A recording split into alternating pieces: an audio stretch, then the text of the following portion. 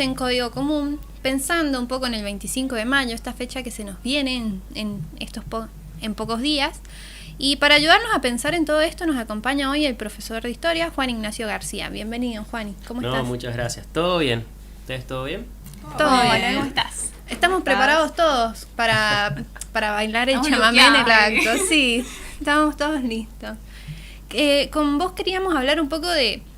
Veníamos conversando de esto de cómo representamos la patria a través de la escuela, a través de los actos, pero pensar también cómo se construyó la idea de nación, por qué seguimos hablando por ahí del interior y qué pasó realmente en San Juan durante la Revolución de Mayo. Entonces, Juan, y contanos, ¿qué pasó realmente el 25 de mayo en 1810 en San Juan? Bien. No sé si han podido ver que hace poco, no sé si hoy o ayer fue que salió un video de un reel que entrevistaron justamente a una maestra de primer inicial, de nivel inicial en la peatonal. La encontraron justo y le preguntaron por qué no había escarapela y bueno, empezó a hablar un poco de la historia de San Juan. Bueno, justamente se me vino eso a la mente, justo hoy lo vi. Y como para arrancar un poco, lo que decía justamente esta maestra es que acá el 25 de mayo no pasó nada acá en San Juan. No pasó nada, ¿por qué? Porque la noticia llegó muy tarde. Llegó el 13 de junio, si se puede decir por medio de rumores, y después de forma oficial el 17. Para ponernos un poco en contexto, San Juan en aquel momento todavía ni siquiera era provincia, formaba parte de lo que eran las intendencias de Córdoba, y simplemente San Juan era una comandancia de armas, era un pueblo en aquel momento. En Córdoba, el gobernador intendente era Juan Gutiérrez de la Concha, y justamente era un gobernador el cual no estuvo a favor de que el resto de las intendencias se adhieran a la junta, a la primera junta. ¿Qué pasa? Bueno, ocurre la famosa Semana de Mayo. El 27 de mayo se envía justamente la circular pidiendo al resto de las provincias la adhesión. Y como les dije, en San Juan llega el 13 de junio por Manuel Corralán, de forma de boca en boca, pero de forma oficial llega el 17 de junio, por un comunicado de Córdoba. Y Córdoba le pedía a San Juan específicamente que no se adhiera. ¿Por qué? Porque Córdoba la calificaba de insubordinada. A la revolución. Ajá, claro, la revolución. Entonces, ¿qué hace San Juan? Bueno, entre el 17 de junio y el 7 de julio se empieza a debatir en el Cabildo de San Juan, bueno, ¿qué hacemos? Y en base a eso, San Juan toma la siguiente postura. Se adhiere a la primera junta, pero de forma media moderada, para no enemistar con Córdoba. ¿Qué es lo que hace San Juan? Bueno, llama a Cabildo Abierto justamente, llaman a todos los vecinos que eran la elite que vivía en San Juan en aquel momento. Se adhieren justamente a la primera junta, pero sin desconocer la autoridad de Córdoba, justamente para no entrar en conflicto con Córdoba. Claro. Bueno, posteriormente, el 9 de julio se hace la elección a diputado para poder enviar justamente a la primera junta, que fue José Ignacio Fernández Maradona, y bueno, y el resto como continúa, tal cual. Así que eso es lo que pasó acá en San Juan. Fue bastante simple, como pueden ver, no hubo como mucho revuelo. Mucho revuelo, exacto. Claro, es que la noticia venía de Buenos Aires, a Buenos Aires. Entonces se demoraba, tomaba su tiempo. No, por supuesto, estamos hablando de la época en donde las comunicaciones eran muy lentas. Eso te iba a preguntar, ¿cómo eran las comunicaciones en ese tiempo? Y en aquel momento siempre lo más común era los viajes. Siempre cuando uno quería llevar una noticia a otro lado, viajar en carreta o a caballo. El tema es que demoraba mucho. Estamos hablando de la gente se movía a caballo en aquel momento. Por eso hablamos de que las noticias demoran mucho, y incluso también ya previo a la Semana de Mayo, la noticia llega en barco, bueno, de Europa justamente a Buenos Aires, también demora bastante. Por eso estamos hablando de esta época donde las comunicaciones demoraban. Perdón. Sí, dale. Y con respecto a todo lo que pasó, digamos, en la provincia, hasta que se decidió la provincia a mandar un diputado a la primera junta. ¿Qué procesos se fueron dando después de este diputado que llega a Buenos Aires? ¿Qué siguió pasando en la provincia? Mira, lo que pasó fue que después Por ahí, viste, vieron que yo recién estaba escuchando de que la revolución siempre la tendemos a pensar desde Buenos Aires y que solamente es algo muy, muy porteñocentrista. Pero en realidad, si uno se pone a analizar la revolución después Desde las perspectivas claro, de las desde provincias. las otras perspectivas, se da cuenta que en realidad es mucho más complejo, porque si vemos el mapa del Virreinato del Río de la Plata, no solamente es Buenos Aires, tenemos lo que es el Alto Perú, el centro, Cuyo, tenemos de más lugares. Entonces, ¿qué va a pasar en ese caso? Algunas provincias se van a adherir y otras no, como fue el caso de Córdoba, ¿sí? Justamente en aquel momento Córdoba no se va a adherir con el gobernador Gutiérrez de la Concha, pero ¿qué pasa? Después de todo este proceso se empieza lo que vendría a ser la contrarrevolución. Buenos Aires empieza a mandar soldados, justamente las tropas, para poder frenar esos focos contrarrevolucionarios. Primero en Córdoba, justamente con Gutiérrez de la Concha y Liniers, ¿sí? En ese caso se destituye, termina asumiendo Juan Manuel Pueyrredón en Córdoba, y en San Juan directamente quien gobernaba, no teníamos gobernador acá en San Juan, era directamente quien ocupaba el cargo era la comandancia de armas.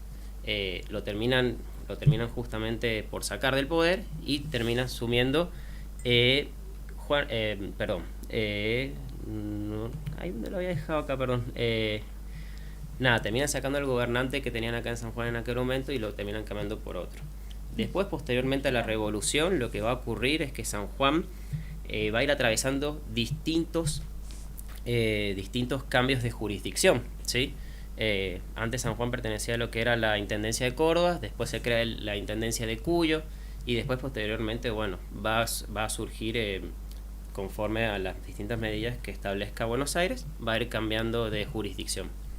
Y acá aparece un actor importante, que era un poco también de lo que queríamos hablar cuando hablamos de Buenos Aires. Porque cuando hablamos de Buenos Aires en cuestión de la revolución o cuando se piensan por ahí estas fechas patrias, siempre las pensamos, como decíamos al principio, desde Buenos Aires y no pensamos mucho en el interior, con muchas comillas. Sí. Pero ¿por qué Sí, es seguimos? un concepto Es un polémico. concepto que yo no uso, que no me gusta. Aparte, ¿cuál sería el exterior? Digamos? Claro, ¿quién es el exterior? ¿Quién es en el ese exterior? sentido? Somos todos el interior. Claro. El otro día estaba hablando con mi secretario, mi chat GPT, y me nombró el interior. Le dije, no me podés volver a decir eso jamás.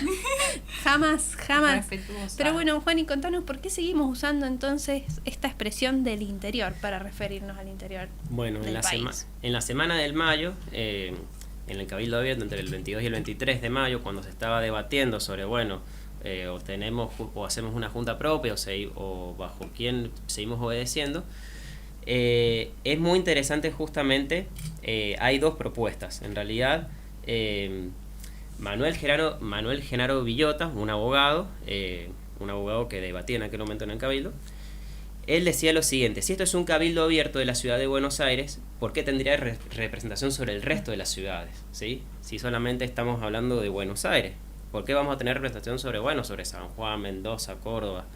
Pero en realidad fue Juan José Paso, él es el que se le atribuye, digamos, esta teoría de la hermana mayor, de decir, la ciudad de Buenos Aires debe iniciar ese movimiento y convocar al resto de las ciudades.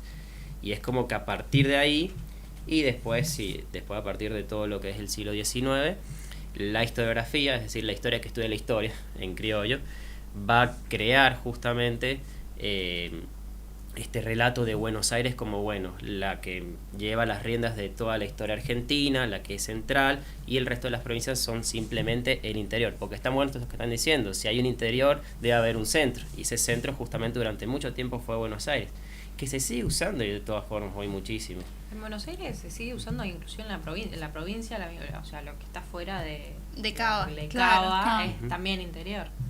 Eso te iba a consultar, si ya para entonces, cuando sucede el 25 de mayo, la revolución, ya estaba consolidada Buenos Aires como tal, ya estaba delimitado. Y Buenos Aires empieza a consolidar a partir de aquel momento. porque hasta entonces simplemente tenemos que pensar solamente que era un virreinato como tal, con distintas estructuras. En aquel momento Cuyo tenía una economía propia que se manejaba mejor con Chile, lo que son las provincias más del norte tenían una relación compleja y comercial con lo que es el Alto Perú, y Buenos Aires, bueno, por supuesto con el puerto. Pero después, después del proceso de la revolución, después del proceso de independencia, Rosas, la Confederación y todo, bueno, ya eso va a consolidar a Buenos Aires justamente como el centro, sobre todo más que nada porque tenía el puerto y porque va a dominar eso. Recién en 1862, tras la batalla de Pavón y con el triunfo de Mitre, hablamos recién de lo que es la República Argentina con nombre propio. Porque antes también incluso la palabra argentino solamente se utilizaba para denominar a la gente que vivía en Buenos Aires, a los porteños propiamente dichos. Claro. Y la palabra interior surgió en aquel momento, o sea, como para hacer esta connotación negativa, por así decirlo. Claro. Y estamos hablando de un interior respecto a Buenos Aires, o sea, cuando tenemos esta definición, ¿verdad? Totalmente. ¿Y qué implica entonces pensar a Buenos Aires como el centro del país en esta perspectiva porteñocéntrica, digamos? Y son muchas cosas, porque yo creo que también que lo vemos como termina siendo al fin y al cabo como que Buenos Aires es toda Argentina, y terminamos viendo como ese estereotipo en casi todos lados, o sea, sin ir más lejos, como que en las películas, si uno quiere, películas extranjeras pienso yo, si uno quiere pensar como en Argentina, piensa en el tango, piensa en el Che. En el Che, justamente, en todo lo que es el vocablo rioplatense. No se piensa que Argentina puede tener otras formas de diversidad cultural. Un caso, por ejemplo, que se me viene a la mente es, no sé si han visto el Tiny Desk de Milo J. Ay, sí. Que vieron que lleva justamente elementos de la cultura de Jujuy, Salta y de pueblos justamente de Perú, Bolivia. Y hay mucha gente que yo veía comentarios que se enojaban, que decían, no, pero esto no me representa como argentino, esto y del otro. Y no, efectivamente es gente que está muy alejado de la diversidad cultural que posee nuestro país. Claro, muy porteñocentrizada, no sé cómo decirlo, sí. pero bueno. Claro, sí, leí un par de comentarios negativos sobre la perfo de Milo, y eran todos relacionados con, no, Argentina es tango, es rock, es esto mismo, el acento más porteño, como que de repente una simplificación, claro, una simplificación de lo que es Argentina, teniendo en cuenta que es un territorio gigante, muy grande. Sí. Y muy diverso culturalmente. No, eso es lo que quería rescatar justamente. Por eso si pensamos Buenos Aires, bueno, es como todo el tiempo pensar, bueno, en el cabildo, en la dama antigua, en el vendedor de velas, en construir todo ese imaginario que en realidad fue algo que ya se moldeaba a partir de la segunda mitad del siglo XIX. En historia, historiográficamente hablando, hay un periodo en la Argentina que es, bueno, son específicamente las presidencias históricas, Mitre, Sarmiento y Avellaneda. A ese periodo se lo conoce como el proceso de construcción del Estado Nacional. La misma palabra lo dice, hay que construir un Estado. ¿Y cómo se construye un Estado? Bueno, justamente estamos hablando de una época donde la inmigración era constante, teníamos muchos inmigrantes, y a esos inmigrantes hay que argentinizarlos. ¿Y cómo lo argentinizamos? Bueno, poniendo mucho foco en el 25 de mayo, en el 9 de julio, en la escarapela, en los actos, en el cabildo, en crear todo ese imaginario y esa conciencia colectiva para que, bueno, todos puedan sentirse como el verdadero ser argentino. Y es a partir de ahí donde empieza a surgir esto que vos decís, Lucy, de pensar a Buenos Aires como el centro. ¿Y cómo impacta entonces esto, pensar a Buenos Aires como el centro, en la forma en que entendemos la historia argentina? Y mira, impacta, la verdad, de una forma bastante distorsionada, porque es como que tenemos ya, es como tener un mito de una nación preexistente, es como que de por sí estamos moldeando de que la nación existe, pero en base a otras cosas. Quería buscar unas cosas acá que me había anotado como para no poder olvidarme, pero al fin y al cabo es como si Buenos Aires es quien al fin y al cabo construye la identidad y es la que termina definiendo todo esto. Pero cuando terminamos de ver, vemos como justamente que en realidad hay otras realidades, que no es solamente Buenos Aires de donde se arma la revolución, sino que es a partir de otras provincias pasan estas otras cosas, como lo que pasó en San Juan, y bueno, nos hace ver esto todo más interesante, incluso mucho más real. más o menos como para que se vayan orientando. Un poco tiene que ver y un poco no, pero ¿por qué se enseña lo que se enseña? Claro, es que tiene que ver con esto que decía el Juan y también de argentinizar, digamos, al inmigrante que estaba llegando. Si pensamos en las presidencias históricas, que él planteaba de alguna manera, tenemos un fuerte foco en la educación a partir de Sarmientina presente, donde había que argentinizar a este inmigrante que estaba llegando y de repente cómo lo hacías a través de la escuela. Y la escuela también tenía una cuestión de el lenguaje español presente, y al pensar en los actos escolares, al argentinizar a estos inmigrantes que estaban llegando a partir de sus hijos que estaban cursando los primeros años del ciclo escolar, pero también tienen que ver con esto de hacerlos parte de este ideario nacional para construir esta nación que se estaba buscando en el 1880, cuando estamos hablando de las presidencias históricas. Claro, y hoy en día es como seguir también el mismo hilo de inculcarle el patriotismo Claro. en los más chiquitos. Sí, digamos, me acuerdo que desde chiquititos. cuando hablábamos, tuvimos la suerte nosotros en la escuela de tener compañeros de intercambio, y a ellos les llamaba mucho la atención el tema de los actos escolares, porque ellos no lo vivían así, o sea, no lo pensaban así a las fechas patrias, o no tenían la necesidad por ahí de la semana de mayo ponerse una escarapela, porque de repente el construir el ideal nacional para el país nuestro, que se nutrió mucho de la inmigración en general, tenía que ver con esto, de reforzar el patriotismo a través de las fechas que hicieron a la constitución de la nación. No sé si les ha pasado, pero con mis compañeros de historia en su momento, siempre teníamos como, no un debate, pero sí como esta pregunta de, bueno, ¿qué siento como más propio yo sanjuanino? ¿El 25 de mayo o el 9 de julio? Y siempre decíamos que es el 9 de julio, porque al fin y al cabo el 25 de mayo está bien, se empieza ya como a preconcebir de a poco la idea de una nación.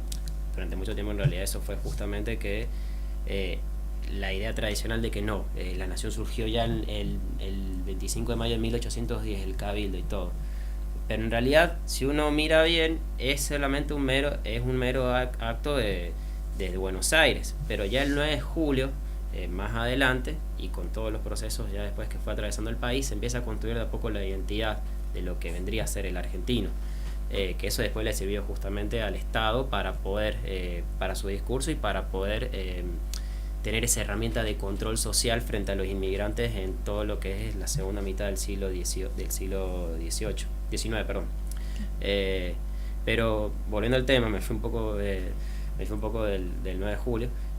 Sí es verdad que sentíamos como más propio el 9 de julio, porque bueno, es como que incluso ya no es en Buenos Aires, es en otra provincia, y ahí pudimos como llevar cada uno a sus representantes. No sé si les ha pasado alguna vez eso, se han hecho esa pregunta. A mí me sigue pasando que hasta el día de hoy sigo sintiendo como más propio el 9 de julio que el 25 de mayo. Sí, ¿Tiene? yo creo. Sí. Yo sí, o sea, dije, en un momento me hizo como el clic de, esta es una revolución, o sea, acá se están como, eso es una revolución de mayo, claramente. Entonces es el primer acto hacia la libertad, por así decirlo, de los españoles. Entonces, claro, me pasaba lo mismo. Valoro más quizás eso, la independencia de 9 de julio que el 25 de mayo, como decís vos, o sea, me pasó exactamente lo mismo. Sí, igual no tenemos que perder que no existe 9 de julio sino un 25 de mayo. Claro, no. O sea, la exactamente. gesta revolucionaria de mayo fue el primer paso a empezar a pensarnos con autonomía. Si bien una autonomía, entre muchas comillas, porque lo único que decretamos fue un gobierno patrio, el cual seguíamos dependiendo económicamente de España, teniendo en cuenta todo lo que estaba pasando en Europa con las revoluciones francesas, que de repente los franceses tomaban prisionero al rey español. El objetivo de la Revolución de Mayo en realidad era que el virreinato de Río de la Plata no quería pertenecer a Francia. Querían decir, bueno, no, vamos a tener un gobierno propio y nos vamos a responder por nosotros mismos. Y recién ahí empezamos a pensar en la idea de que podíamos llegar a ser totalmente independientes de lo que era Europa. Entonces no hay que separar las fechas. Obviamente, pensando en una cuestión más federal, el 9 de julio nos representa más a todos, porque fuimos todos parte en esa decisión de somos independientes, pero no hay que desatender también la importancia y la relevancia de la Semana de Mayo para la historia argentina. No, sí. Bueno, como historiador lo podrás decir, bueno, yo era profesor de historia, lo podrás decir un poco más a detalle, pero esto de no separar las fechas, como el entender que es un proceso, que todo fue procesual. Sí. Tal vez cometemos muchas veces el error de creer, más cuando somos niños, creo a veces, de pensar de, bueno, el 25 de mayo de repente, o sea, de la nada, todos libres, como Claro. nada pasó antes y nada pasó después, como que ignoramos muchas veces estas resistencias que luego suceden, todo esto también exterior de otros países que influyen en la autonomía y en las decisiones de luego en el futuro Argentina, como que creo que pasa mucho eso, de que al ver la historia a veces la vemos como eventos aislados y no unimos estos puentes de un evento, no tanto de causa y consecuencia, pero sí de que todo está conectado y todo confluye como en una misma narrativa, por así decirlo. Sí, y más teniendo en cuenta la historia argentina, que están... yo siempre digo, el que se aburre en Argentina es porque quiere. Porque han pasado tantas cosas, nos han pasado tantas cosas, y han sido sucesiones de hechos tan dramáticas incluso, que podemos decir, bueno, realmente hemos sido constitutivos de un historial nacional y una idea de nación que nos hace también sentir propia la patria. Entonces, en ese caso, también vemos de repente cómo estas fechas patrias hacen a la construcción de la idea del país, pero por ahí terminamos, o mi objetivo, digamos, era pensar en esta pregunta de por qué los actos escolares de alguna manera repiten siempre entonces estas imágenes. Antes de responder eso, quería agregar algo a lo que estaban hablando anteriormente, que en realidad es justamente que durante mucho tiempo se pensó que el despertar nacional, la conciencia de la patria, todo surgió justamente con el 25 de mayo, y hoy en día ya con los aportes de la historiografía sabemos que no del todo fue así, sino que eso en realidad ya es, como vos decís, es todo un proceso, ¿sí? No fue de un día para el otro, y ese proceso en realidad tuvo su origen, o más bien su génesis, en lo que fueron las invasiones inglesas, ya con el despertar justamente de las milicias, cuando lo que vendría a ser el bajo pueblo, los criollos, mestizos, pudieron armarse, pudieron defender como esa... Ya hay documentos, justamente fuente incluso, que hablan de la palabra patria en aquel momento, de poder defender lo que es eso.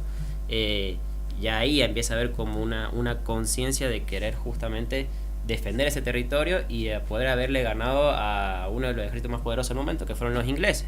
Entonces eso fue como ya encender la chispa en aquel momento y que dio, bueno, ya puntapié a todo lo que sigue después. Y además está decir que, bueno, varios miembros de la primera junta pertenecieron a las milicias, Belgrano, Saavedra, entre otros.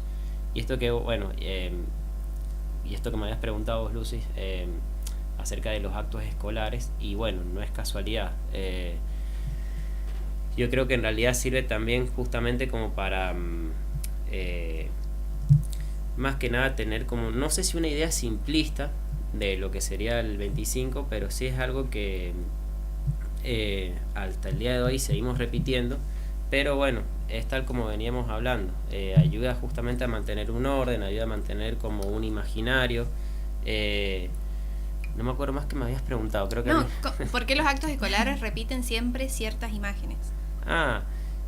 Y simplemente es para tener como más que nada, no sé cómo hoy en día serán del todo los actos escolares, quizás ya han cambiado un poco más. Yo igual como profe por ahí sigo viendo que se siguen repitiendo ciertos discursos, pero es más que nada porque bueno, llega a lo simple, también nos ayuda también al esto de a mantener uniforme la misma conciencia, y sobre todo también algo que es muy importante es siempre tener como a los héroes o aquellos gestos importantes, como tenerlos, bueno, justamente como en un panteón, siempre tenerlos ahí como bien idealizados. Eso creo que con el tiempo siempre ha seguido estando. Quizás ahora con todos estos aportes que tenemos hoy en día, de a poco se va como queriendo cambiar un poco todo esto, pero bueno, es difícil porque bueno, ya es como que crecemos con un imaginario de lo que es la revolución y lo seguimos transmitiendo como generación en generación, entonces como que no se puede cambiar de un día para el otro lo que nos transmiten en los actos escolares. No, pero está ¿Y bueno cómo- problematizarlo, digamos. Sí, Sí. ¿y cómo podríamos inculcar, digamos, cómo se vivía esa semana o la revolución o todas estas noticias acá en San Juan? ¿Cómo podríamos pensarlo de otra Claro, manera? ¿cómo Claro. podrías pensarlo de acá en San Juan? Hay registros de... No, es... Era o sea, cómo se viste, o sea, damas antiguas yo creo que habían acá Claro, en San sí. Juan también, pero bueno. A ver, acá en San Juan sí hay registros, pero también justamente si caemos de nuevo en lo que serían las típicas, los típicos roles de las personas en aquel momento, seguimos todavía como reproduciendo quizás como ese discurso. Hoy en día, por ejemplo, sabemos que las mujeres no solamente eran damas antiguas, ni se dedicaban justamente a ser vendedoras. Eran mucho más justamente, administraban la casa cuando los esposos se iban justamente a lo que era la campaña. Se dedicaban justamente a atender pulperías, a ser comerciantes, a ser prestamistas. Utilizaban justamente, tenían una gran variedad de cargos. Una gran digamos, sí. variedad de cargos y mantenían una economía constantemente activa, que recién ahora eso se está diciendo hoy en día. ¿Pero por qué? Porque las fuentes que se escribían en aquel momento las escribían los hombres y las leían los hombres. Durante mucho tiempo la historia fue escrita por hombres también, pero recién ahora, con todos los aportes y con todos los enfoques de género que hay, se está dando una nueva perspectiva justamente a las mujeres no lo que sea el 25 de mayo, sino en la época de por sí misma. Pero de nuevo, son todos nuevos enfoques que todavía cuesta todavía, la verdad, meterlos en el colegio, porque bueno, algunos por ahí te pueden decir, no sé, depende mucho por ahí de los colegios, por supuesto, pero siempre está bueno tratar de buscar nuevos enfoques, buscar nuevas teorías sobre, bueno, cómo podemos ver el 25, en el caso, por ejemplo, de las mujeres particularmente. De San Juan hay mucha información con respecto a esto. Yo solamente les traigo nomás este fragmento, pero... Sí, está para seguirlo conversando y la idea sí, es poder seguir abordando todas estas fechas a lo largo de lo que nos queda del año, porque capaz lo que hablábamos al principio del programa es que ninguno de nosotros eligió estas imágenes que nos tocó representar. Simplemente crecimos con ella, la lluvia, los paraguas, el cabildo, las damas antiguas, la plaza, Buenos Aires como el escenario principal de la patria. Y recién cuando crecemos empezamos a preguntarnos por qué imaginamos el país siempre desde el mismo lugar. Entonces, porque mientras nosotros armábamos maquetas del cabildo en la escuela, había provincias enteras que también estaban viviendo la historia. Había personas, discusiones, tensiones, revoluciones, pasando mucho más allá de esa plaza que vimos 1000 veces dibujada. Y quizás el problema no es haber hecho actos escolares, sino quedarnos solos con esa versión. Porque la patria no entra en una maqueta de Tergopol y la historia argentina tampoco pasó por un solo lugar. Entonces hoy los invitamos a eso, a volver a mirar las imágenes con las que crecimos, pero esta vez haciéndonos preguntas. Porque tal vez pensar un país más federal también empieza por animarnos a imaginarlo todo distinto. Te damos gracias, Juan Ignacio, por habernos acompañado, por tus palabras, y muchas gracias, chicas, por haberle puesto cuerpo a esta representación. Muchas gracias a todos los que nos han acompañado. Esto ha sido Código Común, diálogos que nos unen, voces que transforman. Nos vemos el próximo viernes. Chau, chau. Chao. Chao.